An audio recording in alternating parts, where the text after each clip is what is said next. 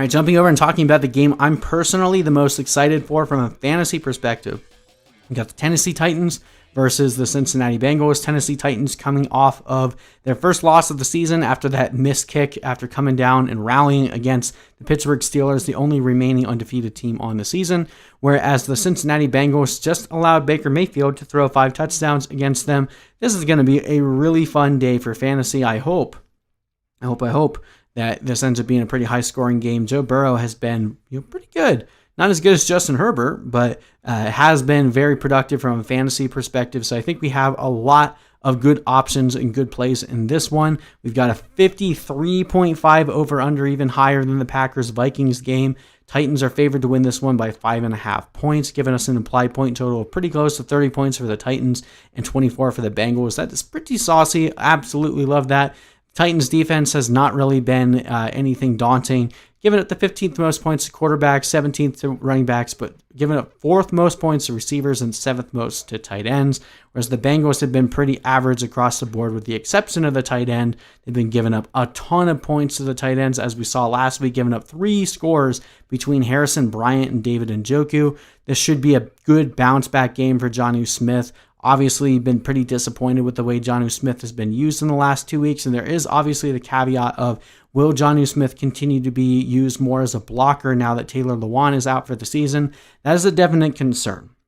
And, if we take a quick diatribe here and just talk about Jonnu Smith without going too far into this game yet, if Jonnu Smith disappoints this week, then that, for me, is definitely the red alert that he is not going to be what we thought that we had to start the season. Obviously, another big key factor here is they have A.J. Brown back, so they haven't needed to use Jonnu Smith nearly as much. I don't know exactly what's been going on. Obviously, in week 6, he was dealing with that injury. Week 7, he was off the injury report, practicing in full all week. So at this point, we're just going to have to wait and see.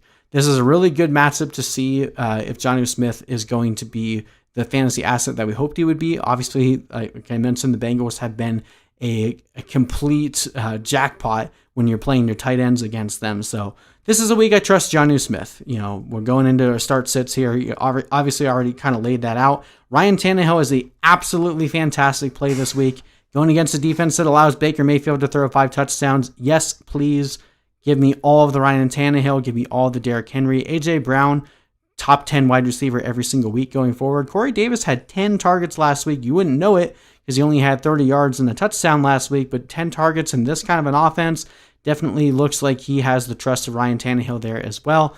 And I think you can honestly play the Titans defense in this one, even though we're expecting it to be higher scoring. The Bengals are allowing a ton of sacks to be had, plenty of interceptions there from rookie quarterback Joe Burrow. So really like all the options here for the Titans. Because we're more excited about the upper tier options, Adam Humphrey is not someone that we're looking to pivot to. He's pretty much only usable if there's an injury above him. And then Jeremy McNichols pretty much got relegated to nothingness last week. Granted, it was a much tougher defense, but we're pretty much only playing Derrick Henry as long as he's healthy. On the Bengals side, I think you can start Joe Burrow. This is a good streaming option here if you're not happy with your current starter. Now, again, similar situation here between Joe Mixon and Giovanni Bernard.